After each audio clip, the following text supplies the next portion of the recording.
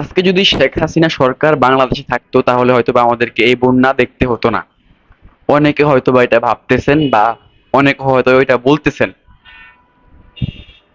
আপনি দেখেন, যখন বাংলাদেশ সরকার ইন্ডিয়াতে গেল, তখন ইন্ডিয়া থেকে আমাদের উপর অনেক চাপ প্রয়োগ করার চেষ্টা করলো। আমরা ইলিশ মাছ বন্ধ করে দিলাম, ইলিশ মাছ দিচ্ছি না। এবং কি আমরা সেভেন সিস্টার নিয়ে অনেক কথা বলছি। এবং কি আমরা বলছি যে আমাদের বাংলাদেশে ইন্ডিয়ার যে রেল লাইনটা আছে সেটা ঢুকতে পারবে না।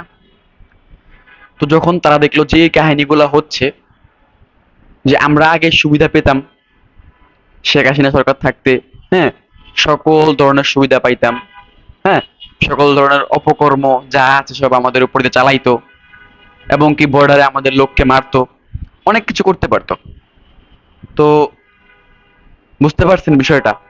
তো এটা এখন করতে পারতেছে না, বা এখন আমরা অনেক স্টেট হয়ে গেছি এই জন্য তারা কি পানি ছেড়ে দিছে।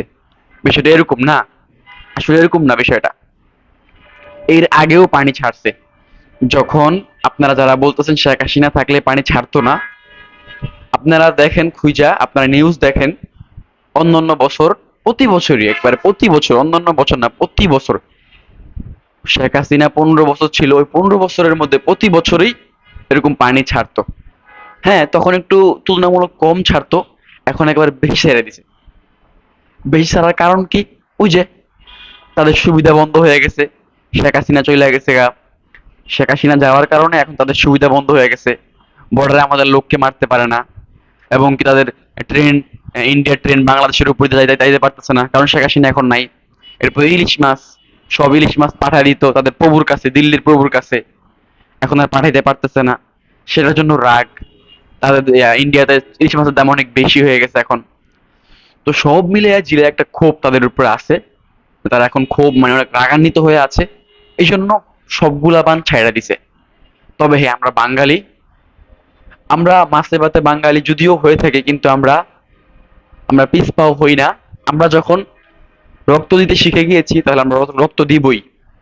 এই জন্য আমাদের যে সমস্ত বড়রা আছে, আসিফ আছে, আসিফ বলছো যে আহ, স্যার বলতে হবে, যে স্যার বললাম, যাক আসিফ স্যার, ওই যে ছাত্ররা যারা আন্দোলন করছে, ওর নাম আসিফ নাকি আমার যাই হোক মনে নাই, আসিফই হবে। তো ও বলছে যে ইন্ডিয়ার দূতাবাস যেটা আছে ওটার কাছে প্রশ্ন করছো, তোমরা আমাদেরকে আগে নোটিশ না দিয়ে কেন এটা ছাড়লা।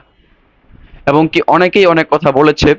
এবং আমাদের যারা অনলাইনে যারা আছে তারা ইন্ডিয়ার অনেক পেজ হ্যাক করে ফেলছে। কারণ হচ্ছে তারা স্ট্যাটাস দিয়েছে যে আমরা বাংলাদেশের মানুষ ইন্ডিয়ার বাদ ছেড়ে দেওয়ার পর বাংলাদেশি মানুষগুলো আমাদের কাছে আহাজারি করছে, কষ্ট পাচ্ছে, মানে তারা আমাদের উপর একে তো বান ছেড়ে দিছে, পানি ছেড়ে দিছে, দ্বিতীয়ত আমাদের উপর তারা মানে আমাদেরকে নিয়ে তারা হাস্য মজাকর কিছু বলতেছে।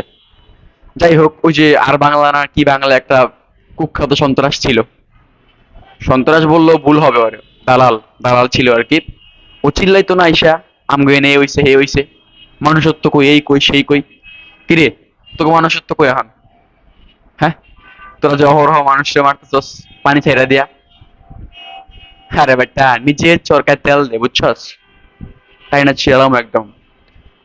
এই ইন্ডিয়া যে কত বড় মানে, কি বলবো, সব থেকে পুরা বিশ্বের মধ্যে খারাপ রাষ্ট্র থাকলে একটা আছে ইন্ডিয়া। সব থেকে খারাপ, মানে ইন্ডিয়ার মানুষগুলো যে এত জঘন্য, এত মানে কি বলবো, ওদের নিম্ন চিন্তা ভাবনা, ওদের মাইন্ড এত খারাপ, ওদের হিংসা প্রতিহিংসা, মানে সোজা কথা ওরা অনেক খারাপ লেভেলে আছে। তো তোমরা যারা বলতেছো শেখ হাসিনা থাকলে পানি হইতো না, তাদের জন্য এই ভিডিওটা ছিল আর কি।